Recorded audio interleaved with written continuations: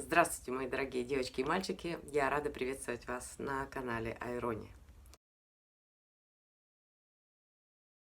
Сегодня тема у нас, я опять с пометками, кардинальные изменения для женщин 50+. Заметно, явно в лучшую сторону. Что это значит для женщины 50+? Поговорим об этом. Заметные изменения в 20-30 лет и в 50-60 – это две совершенно разные вещи. В молодости мы можем перекрашиваться в разные цвета, делать там себе, я не знаю, ирокезы, лысины, все что угодно, зеленые, розовые, красные. В общем, меняться так, как вот экспериментировать как бы без границ.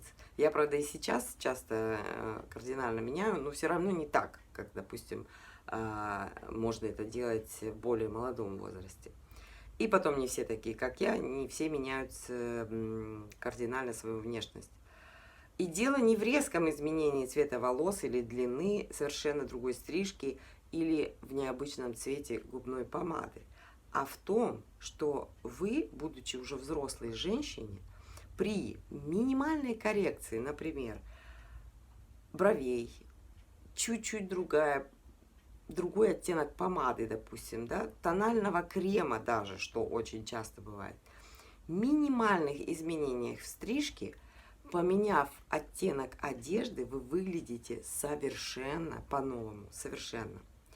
Из утомленной, престарелой, в некоторых случаях, да, усталой тетки мы становимся гладкокожей, здоровой, симпатичной женщиной, привлекательной. Я люблю рассматривать, вы знаете, уже я сказала, людей и обращаю внимание человеке на все автоматически. Особенно, кстати, интересно мне всегда женщины больше, чем мужчины. И если вы посмотрите внимательно на себя в зеркало и вот сравните себя с типажом, который похож на вас, но более в фэшн, допустим, варианте, в каких-то других цветах, на Pinterest, вы знаете, что вам делать. Я, кстати, оставлю ссылки на многие свои папки в Пинтересте. Посмотрите и вдохновитесь. В подавляющем большинстве случаев внешность вашу можно откорректировать с минимальными физическими и материальными затратами. Почему я это говорю? Потому что очень часто от подруг, кстати, слышу, что нет, это ты, в общем, там собой занимаешься, вроде как мне делать нечего, я собой занимаюсь, а, значит, у них нет ни времени, ни средств, чтобы выглядеть хорошо. И это неправда. И не надо себе делать вот перманентные макияжи, что часто делается. Никакой, даже если вы как моль бледная, для этого существует декоративная, хорошая и полезная сейчас уже, да, уже с годами она полезная косметика. Или, например, не стоит делать уколы красоты, потому что мы не знаем, как отреагирует ваше тело на вот эту непроверенную годами субстанцию, и как это может вас перекосит потом. То есть мы не в курсе. Лучше обратить свое пристальное внимание, вот пристальное внимание на то, что вы считаете, в вас есть красивого. Не как бы маскировать то, что вам не нравится, а обратить внимание на то, прям сконцентрируйтесь на то, что вам нравится. Вот вы знаете конкретно, что в вас есть красивого. Не только внешне, а то, что, например, грудь там, что не видят, допустим, другие там под бельем. То есть вы должны просто в голове знать, ага, у меня красивое вот это место. Живот у кого-то красивый, у кого-то там, я не знаю, верхняя часть бедра красивая. То есть ее даже незаметно, но вы знаете, что она у вас обалденно красивая. И это важно, знать об этом. Если вы не находите ничего красивого в лице, возможно, у вас уши красивые, да, вот это, кстати, бывает такое, что люди даже не обращают внимания. Вот я часто говорю, слушай, у тебя такие уши красивые, она, что? Все удивляются, а уши действительно красивые бывают. Если они красивые у вас, откройте ушко, украсьте сережками, или, например, красивая шея, или декольте, руки, или ногти, или ступни. То есть красивые ступни, носите вычурную красивую обувь, если они, ну, вот, вам позволяют, допустим, не больные, носите что-то такое очень красивое. Я, например, могу красиво одеть, но чтобы они были более закрытые, допустим. Да, у кого-то вот именно настолько красивые ступни, что вы можете вообще босиком ходить, и будет красота. То есть, чем вы довольны, то и украшайте. В дополнение к этому всему у вас может быть красивый голос, жесты. Если вы недовольны фигурой, например, вы полная, вот, ну, по жизни полная, да, и конституция у вас такая, и вы не очень хотите выделяться одеждой, хотя я знаю очень много полных людей, которые вообще без комплексов и прекрасно одеваются, и хорошо выглядят, и все, они не стесняются. Но если у вас, например, есть какое-то стеснение, стесняются, то надевайте тогда платье, которое не выделяется, допустим, лучше всего, я думаю, там серое, черное, такое какое-то, не выделяющееся, темно-синее. Но открывайте свое запястье, сделайте там рукав 3/4 и украсьте запястье или там пальцы, что у вас красиво, браслетами, чтобы обращали внимание именно на эту часть. Красивые кисти, вот я знаю, например, есть у меня подружка, она сама такая квадратная, ну, некрасивая у нее фигура, но у нее очень красивые руки. И поэтому она носит красивые кольца. Это элементарные вещи, но почему-то, по непонятным причинам многие женщины этого не делают. Если просто ничего не меняя во внешности, например, да, вот что-то вас не устраивает в фигуре, или вы не хотите кардинально меняться, если просто заменить сумки свои, обычные, допустим, базовые, на какие-то яркие, вообще все их поменять, на какие-нибудь яркие, необычные, вычурные, кричащие, какие-то дизайнерские, которые обращают на себя внимание, вы уже для многих будете кардинально другая женщина. Ваш муж, коллеги будут недоумевать, что с вами не то, как вы изменились так легко и быстро. И, кстати, зимой, как мне говорят, ой, зимой что я буду носить яркую сумку? Зима, яркости сумки вообще не помеха. Если вы боитесь там яркое пальто надеть на себя, то сумка это вообще какой? Сумка, шарф, это перчатки, это сам Бог велел. Добавьте брошку на пальто, например, или перчатки в цвет этой сумки, и все, и вы вообще, у вас полный комплект. И что это стоит? Брошка копейки стоит, и по интернету можно заказать, то есть там не размер, ничего, за размер, шарф вы тоже не по размеру покупаете, и сумку тоже, то есть это без проблем взять и заказать в интернете. А если к этому еще прибавить какие-нибудь там, я не знаю, розовые очки или какие-нибудь чуть-чуть с цветом, во-первых, и от ветра защищает, а во-вторых, это очень стильный ход такой. Я без очков уже вообще забыла, когда выходила на улицу. Так вот, делов, да, делов никаких, вы полностью меняетесь. Даже если вы носили всегда розовый или бежевый лак на ногтях, вот, подумайте, какой яркий эквивалент будет вот вам по душе, который бы вам понравился. Только цветные ногти не делайте, вот эти разноцветные камушки и всякие туда не лепите. Это вот этот дизайн ногтей, он удешевит любой образ. Вот он дешевит моментально, как бы красиво не было это сделано. Вы сами посмотрите, понаблюдайте и увидите это. Выделите в себе то, что считаете нужным. Вот этот минимальный шаг даст вам большие перемены. Главное это делать. Вот посмотрите, уделите прям себе внимание, это же вы, сама себе. Вот кто этого не делает? Я знаю, что, допустим, мы говорим о моде, на канале в основном модницы-то, собственно, и сидят. Но есть же такие женщины, которые вот, они теорию смотрят, а толку нету. Еще вот важный момент. Правильная вот для вашего лица, не модная там, он не в тренде, а именно подходящая вашему лицу челка, правильная стрелка, цвет теней изменят внешность кардинально. И вот это вот с волосами очень важная деталь. Не допускайте неопрятности в волосах. Я не говорю о там, мытой, не мытой, это вообще не вопрос. Жирнится она у вас, мойте ее каждый день, жирнится сильно, мойте 2 раза в день. Сейчас позволяют шампуни это делать. У меня была подружка, ну как подружка, мы с ней вместе домой ходили из школы. это был ужас. Это у меня волосы были сухие, и мне можно было там раз в неделю, я спокойно мыла, и без проблем, наоборот, хорошо. А у нее были жирные волосы, и она их не мыла, и у нее под конец недели, а она их не мыла, потому что нас учили, что это вредно мыть, испортишь волосы. Так они с нее чуть ли не с волос капало сало. Это было ужасное зрелище. Ужасное. Я как вспомню, меня аж тошнить начинает. Но переубедить ее помыть голову меня мне не удавалось. Я имею в виду, вот хорошо уложенная стрижка старит, и вот эта лохматость какая-то бестолковая старит. Надо иметь базовую, очень четкую, хорошую стрижку, тогда позволительно и даже желательно именно вот такая растрепанность в волосах, потому что она молодит.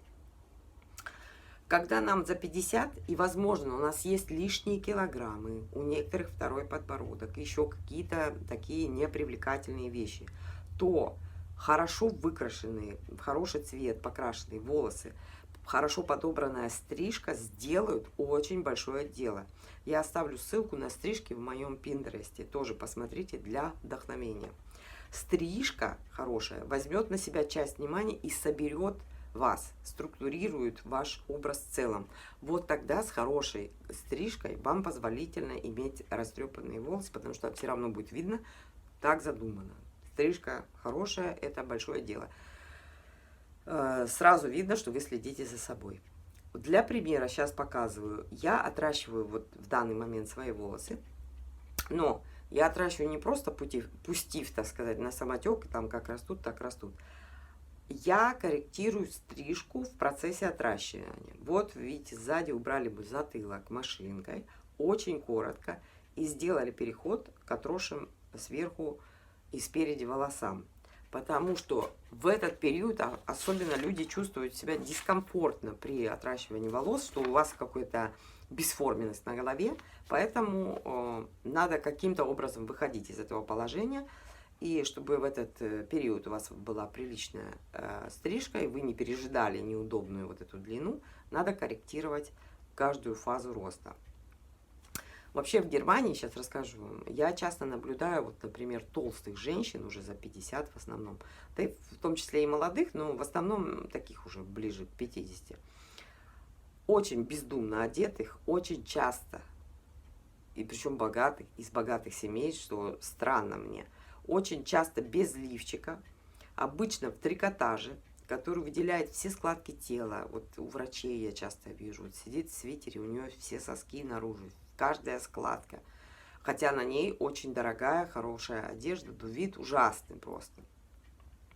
Часто идет вот такие вот, знаете, квадратные такие фигуры, и эти женщины имеют длинные, тонкие, некрашенные, вот такие с проседью волосами, ужасный хвост, такой длинный хвост, который никогда, наверное, не постригался, и вот он лежит на этой широкой спине вот такой вот сосулечкой, и очевидно, что таким образом толстяки вот такие бесформенные. Бывают толстяки импозантные, симпатичные, а бывают вот такие вот, которые лишь бы поесть, лишь бы поесть.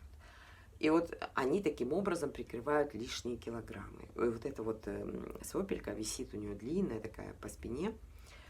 И еще очень часто встречающиеся здесь есть в Германии вещи, это женщины с явной аллопецией, которые оставляют по 20, ну 10-20 где-то сантиметровые волосы и старательно их как-то там пушат, чтобы прикрыть вот эту лысину.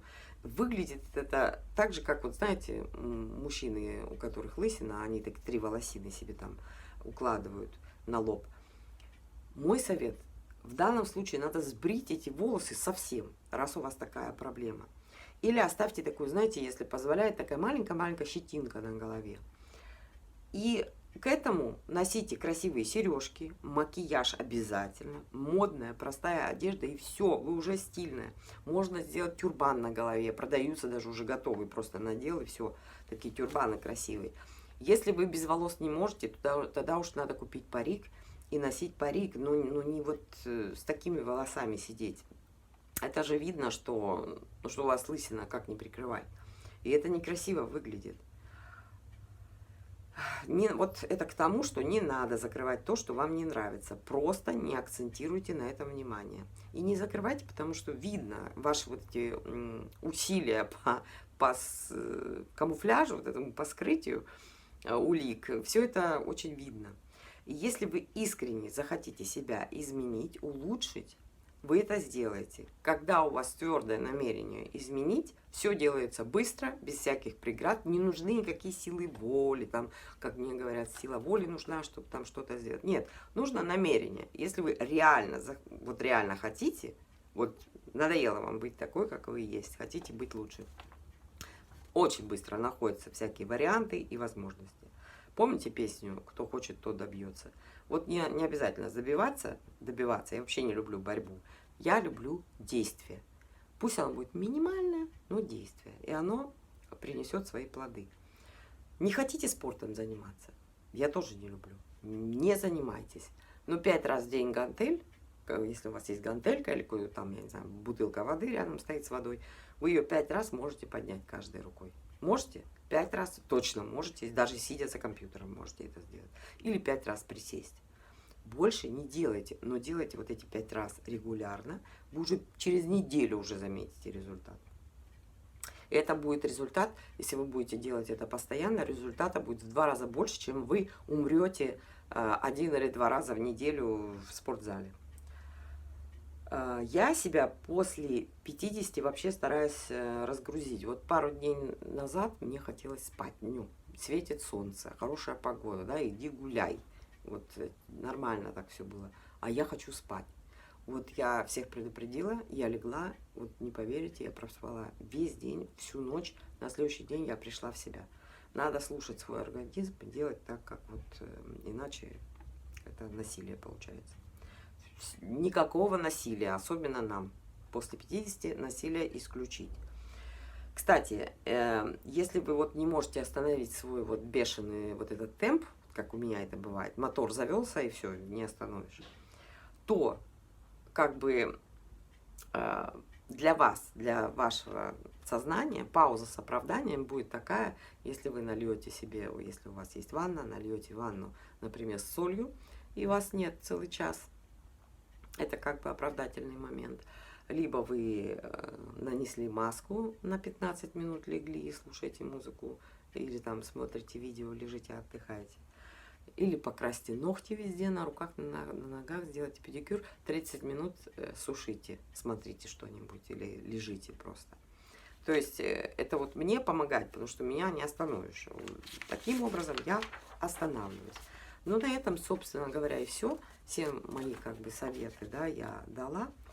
Девочки и мальчики, особенно вот мальчики, по статистике, видимо, что так как вас больше на канале, чем девочек, вам эти темы тоже интересны, и вы их смотрите. Так вот, я от души прошу вас, если вам нравится видео, ставьте лайк.